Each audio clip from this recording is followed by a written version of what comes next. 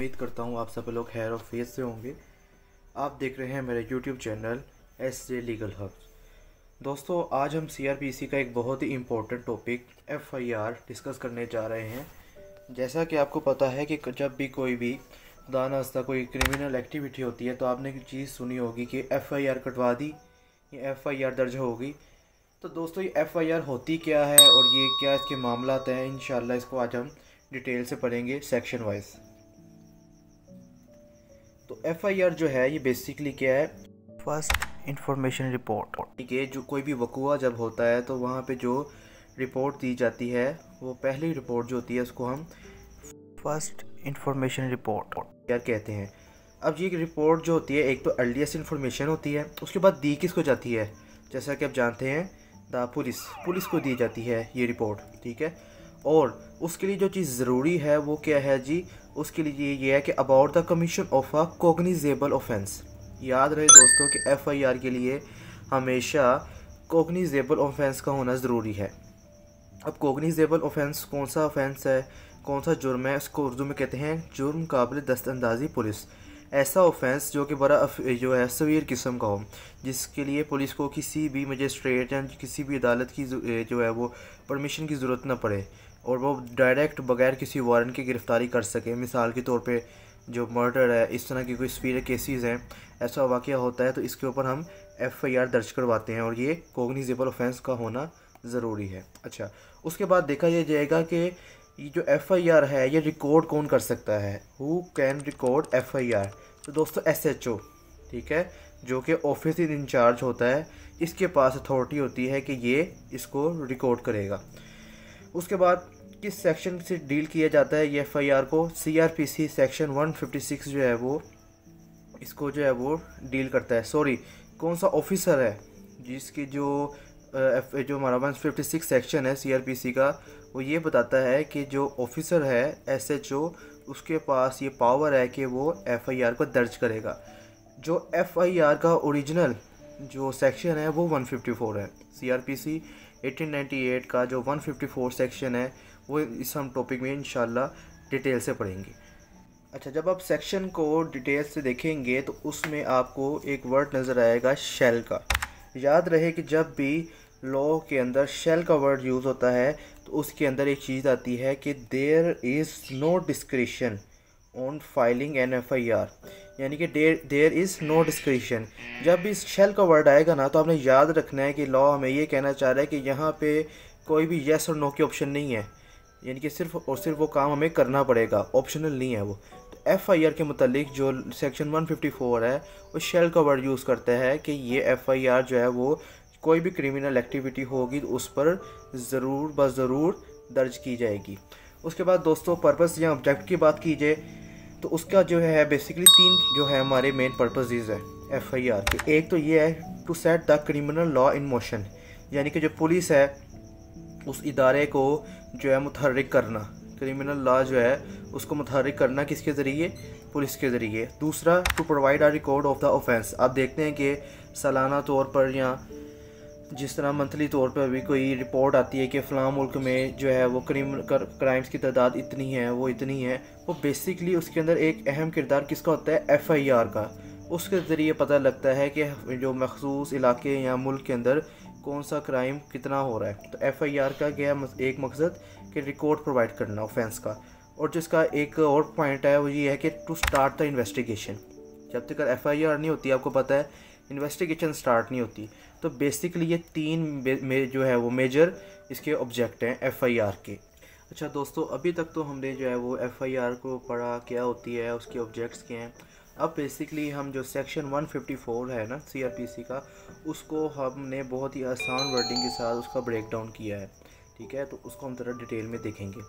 उसमें एक चीज़ आएगी कि अप्रोच ऑफ इंफॉर्मेशन, यानी कि जो FIR है उसको अगर कोई बंदा रजिस्टर करवाता है, बताता है, तो उसके 2 तरीके हो सकते हैं, 2 अप्रोच हो सकती है उसकी। एक चीज़ है कि वो FIR ओरल हो सकती है इंफॉर्मेशन, और वो यहाँ रिटर्न इंफॉर्मेशन हो सकती है। FIR बेसिकली इंफॉर्मेशन है ना, तो ये एक तो क्राइटेरिया ये है कि जो दर्ज करवाने वाला है FIR वो या तो आगे ज़ुबानी बताएगा कि ये वाक़या हुआ, मैंने ये देखा, या जो भी उसका सामने वाक़या है, और एक ये तरीका है कि वो रिटर्न में लिख के कुछ किसी पुलिस ऑफिसर को दे देता है कि ये वाक़या हुआ इस तरह। तो पहले देखेंगे ओरल इन्फॉर्मेशन, और अमूमन यही होता है, ये भी एक कंडीशन आती है लेकिन ज़्यादातर यही होता है कि कोई क्रिमिनल एक्टिविटी हो गई है तो उसके बाद कोई भी बंदा आता है और पुलिस स्टेशन में आके ओरल अपना रिकॉर्ड या वो लिखवाता है।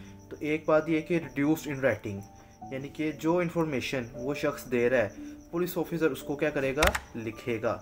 उसके बाद जब लिख लेगा तो क्या करेगा, read over to the informant, कि जो वाक़या उसने लिखा उस बंदे के कहने पर जो वो बोल रहा था उसके सामने पढ़कर सुनाएगा पुलिस ऑफिसर के, सर आपने ये कहा है और मैंने ये लिख लिया है। उसके बाद उसके साइन लेगा किसके, इन्फॉर्मेंट, यानी कि जो एफआईआर दर्ज करवा रहा है।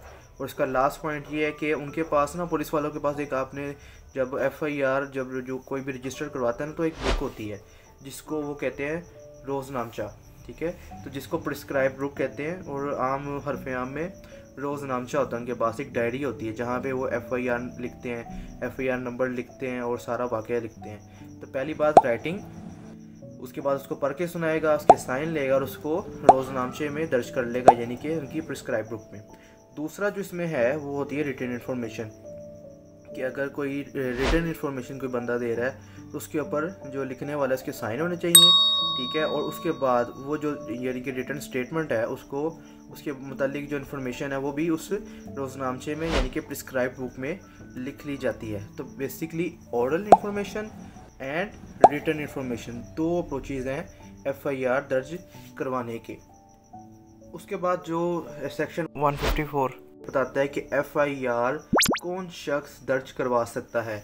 लॉज का मतलब दर्ज करवाना, तो बेसिकली कोई भी एग्रीव पर्सन यानी कि जिसके साथ जुल्म हुआ है, ठीक है, ज़्यादती हुई है, वो जाके एफआईआर दर्ज करा सकता है। यहाँ उस पर एक और है कि समबडी ऑन हिज बिहाफ, यानी कि अगर वो खुदा नास्ता बड़ा शदीद ज़ख्मी है, हॉस्पिटल में है, तो एफआईआर दर्ज करने के लिए वो ना आ सका तो उसके बिहाफ पे कोई जाएगा और बताएगा स्टेशन में जाकर कि सर जी उस बंदे के साथ ये वाक़या हुआ है, ये जुल्म हुआ है या उस पर ये हमला वगैरह हुआ है। एक बात ये, और any person who is aware of the offence, ठीक है, वो बंदा भी दर्ज करा सकता है कि जिसको सारे वाक़े का पता हो, उसके सामने हुआ हो और वो भाग जाएगा पुलिस स्टेशन में और बताएगा। अब वो क्या हो सकता है, एक बात तो ये है कि वो आई विटनेस हो, यानी कि सारा वाक़या जो है वो उसकी आंखों के सामने हो, वो भी एफआईआर दर्ज करा सकता है। और एक बड़ी इंपॉर्टेंट चीज़ है कि हेयर से अकाउंट, यानी कि सुनी सुनाई बात भी जो होती है उस पर भी एफआईआर दर्ज करवाई जा सकती है, लेकिन उसकी कुछ कंडीशन है वो हम देखते हैं। तो दो चीज़ें हैं, आई विटनेस और हेयर से अकाउंट। उसके बाद बाय एक्यूज्ड हिमसेल्फ, यानी कि मुल्जिम खुद चला जाए और जाके कह दे जी मैंने ये जो है वो जुर्म किया है, तो इस तरह एफआईआर तब भी काटी जा सकती है। और उसके बाद एक और पॉइंट है चौथा, by SHO on his own knowledge और इन्फॉर्मेशन। एसएचओ के पास जो है वो आती है इन्फॉर्मेशन कोई ऐसी, कोई किसी क्राइम की, तो अपने नॉलेज और इन्फॉर्मेशन के ऊपर वो खुद भी एफआईआर रजिस्टर कर सकता है। अब एक बात थी हेयर से अकाउंट की, ये सुनी सुनाई बात, इसका मतलब क्या है, ये है कि वो इन्फॉर्मेशन हो हेयर से अकाउंट पे लेकिन डेफिनेट हो, वैग्यू ना हो, ऑथेंटिक हो, बेसलेस ना हो, ठीक है, गॉसिप्स के ऊपर या अफवाहों पे मुश्तमिल ना हो, क्लियरली जो है वो एक कॉग्निजेबल ऑफेंस हो, ठीक है। और ये सारे का सारा आई विटनेस में भी चीज़ फॉल करती है और हेयर से अकाउंट में भी फॉल करती है कि वो एक जामिया और एक बिल्कुल ऑथेंटिक किस्म की इन्फॉर्मेशन होनी चाहिए। ऐसा नहीं है कि आप किसी पर भी कोई भी एलिगेशन लगा के और बेफजूल सी बातें कहें, वो रिजेक्ट कर दी जाएगी। दोस्तों ये था कि जो एफआईआर है वो कौन लॉन्च कर सकता है। उसके बाद ये जी के सेक्शन 154 कहता है कि टाइम ऑफ रिकॉर्डिंग एफआईआर में बताता है, तो यही कहता है, एक बात तो ये है कि shall be recorded by SHO, हम पढ़ चुके हैं, और after the determination and about commission of a cognizable offence, फिर एसएचओ साहब क्या करेंगे, डिटरमाइन करेंगे आया कि ये ऑफेंस कॉग्निजेबल है और ये हो चुका है, उसकी कमीशन हो चुकी है, उसके बाद वो रिकॉर्ड किया जाएगा। उसके बाद इसका प्रोसीजर आता है कि एफआईआर का प्रोसीजर में कैसे वो लॉन्च की जाएगी। Prior to registration of FIR a report in daily diary of police station, ठीक है, वो ही डायरी की बात हो रही है जो उसके पास होती है पुलिस ऑफिसर के पास। उसके अंदर क्या होता है, नंबर लिखा जाता है प्रोसीजर में, FIR नंबर, वक्त लिखा जाता है, डेट लिखी जाती है, of such report is specifically mentioned in column number 1। FIR का एक कॉलम नंबर 1 होता है, उसके अंदर ये सारी जो है वो चीज़ें लिखी जाती हैं, नंबर, डेट एंड टाइम। अच्छा दोस्तों, उसके बाद हम देखेंगे कि FIR के इफ़ेक्ट क्या होते हैं। जब FIR हो जाती है उसके बाद इन्वेस्टिगेशन का प्रोसेस स्टार्ट हो जाता है। उसके बाद जो इसके इफ़ेक्ट होते हैं उसको हम ज़रा देखेंगे कि registration of case does not mean that the person against whom allegations are leveled in FIR are in fact guilty of the offence। मतलब ये कि जब कोई FIR लॉन्च की जाती है, रजिस्टर की जाती है, तो उसका मतलब ये नहीं है कि उसके अंदर जिस बंदे को मुजरिम करार दिया जा रहा है, जिस पर इल्ज़ाम लगाया जा रहा है, वो इनफैक्ट गिल्टी, यानी कि दर हकीकत लाजिम नहीं है कि वो ही हो, मुमकिन है कि वो ना भी हो।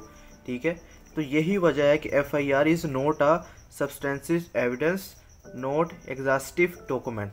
कि जो FIR है वो आपकी कोर्ट के अंदर एक फुल एंड फाइनल एविडेंस के तौर पे कंसीडर नहीं की जाती, और ना ही कोई ऐसा डॉक्यूमेंट कंसीडर किया जाता है कि जिसकी बेस के ऊपर जज साहब फुल एंड फाइनल कोई भी अपना फ़ैसला दे दें। हाँ, फ़ायदा ज़रूर साबित होती है, लेकिन फुल एंड फाइनल नहीं होती, क्योंकि उसके लिए मज़ीद आपको पता है आगे ट्रायल चलता है, केसेस जो आगे चलते हैं, क्लोज एग्जामिनेशंस, वो डिटेल की आगे बात है। लेकिन एक बात है कि वही कहता है इसके जो इफ़ेक्ट में कि FIR यूज टू सपोर्ट और contradict the evidence of the person who gave the information. यानी कि जो बंदा आता है पुलिस स्टेशन में, इंफॉर्मेशन देता है FIR के ऊपर, FIR दर्ज करवाता है, तो उसका जो कहना होता है ना, वो एक एविडेंस जो उसका होता है FIR के अंदर, वो बड़ा मैटर करता है बात के अंदर। कि जब वो कोर्ट में जाता है, ठीक है, इंफॉर्मेशन दोबारा से पूछी जाती है, मुमकिन है उसकी बात में और FIR की गई बात में फ़र्क आ जाए। ठीक है, तो इस तरीके से जो FIR का जो मामला है वो बहुत इफ़ेक्टिव होता है, एविडेंस जब कलेक्शन होती है ना उसके अंदर भी। इसके अलावा use of FIR in bail cases, जब भी बेल देनी हो तो उसके अंदर FIR का एक बहुत इंपॉर्टेंट इफ़ेक्ट है। उसमें क्या होता है कि FIR is used to determine the nature plus seriousness of the offence. कि FIR से कम ये ज़रूर पता लगता है कि जो क्राइम है वो किस नौइयत का है, आया कि इस मुजरिम को या इस मुलजिम को जिस पे पर महज इल्ज़ाम ही है, उस पर जो ऑफेंस जो है लगाया गया है वो किस नेचर का है, किस यानी कि शिद्दत का है, कि इसको छोड़ दिया जाए, बेल दे दी जाए, या कि इसको भी कस्टडी में रखा जाए। तो ये क्या करता है, helps court to assess whether the accused is eligible for bail based on the severity of crime। यानी कि क्राइम की severity देखी जाती है कि कितना संगीन है। ठीक है, अगरचे अब इसने प्रूव होना है, लेकिन ये FIR मदद देती है बेल के केसेस के अंदर। उसके बाद एक बात होती है डाइंग डिक्लेरेशन एज FIR। इसके अंदर ये होता है कि वैसे तो FIR एक सब्सटेंसिव एविडेंस नहीं कंसीडर की जाती, लेकिन अगर कोई शख्स थाने में आता है, स्टेशन पर आता है, आके अपना बयान रिकॉर्ड कराता है FIR के मुतालिक, ठीक है, उसके बाद वो फोत हो जाता है, मर जाता है, तो ऐसा जो FIR रजिस्ट्रेशन होगी उसको हम कहते हैं डाइंग डिक्लेरेशन एज FIR। तो the declaration can be used as a substantive evidence.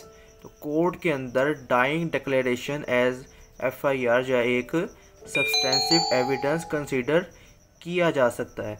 ये बात आपने याद रखनी है दोस्तों। उसके बाद हम ये देखेंगे कि जो रेमेडी है, अगर FIR आप देखते हैं, सुनने में आता है कि कोई रजिस्टर नहीं कर रहा, कोई करप्ट है ऑफिसर, वो रजिस्टर नहीं कर रहा, तो उसके ऊपर कोर्ट हमें जो है वो कानून जो है वो हमें रेमेडी प्रोवाइड करता है। वो क्या रेमेडी है? Remedy against refusal to record FIR।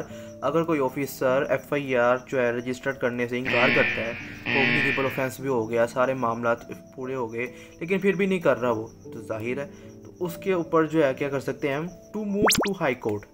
आप जाइए high court in its constitutional jurisdiction. High court की कॉन्स्टिट्यूशनल जो जुरिस्डिक्शन है ना, वो इसको डील करती है। वो फिर जो ऑफिसर है उसको FIR जो है वो लॉन्च करने का ऑर्डर देगी। ठीक है, एक बात ये। दूसरी रेमेडी ये है कि हम एक पटिशन फाइल कर दें, सेक्शन जो है वो 22A 22B जो मशहूर है 22/22B की पटिशन CRPC के तहत, वो क्या है, वो यही है। ठीक है, और कि कहाँ पे होगी ये 22/22B की पटिशन? सेशन कोर्ट में। ठीक है दोस्तों, और लास्ट में आपको एक बात एक और पता होनी चाहिए कि second FIR can not be launch, यानी कि एक दफ़ा एक क्राइम के ऊपर एक FIR दर्ज हो गई है, अब सेम क्राइम पे at a time same person के ऊपर दोबारा FIR पे FIR नहीं होती। दोस्तों ये था आज का हमारा लेक्चर FIR और उसकी detail under section 154 of CRPC। उम्मीद है आपको आज का लेक्चर अच्छा लगा होगा। अगर समझ आई है तो चैनल को लाइक, शेयर और सब्सक्राइब करें। ओके ब्रदर, अब मिलते हैं नेक्स्ट लेक्चर में।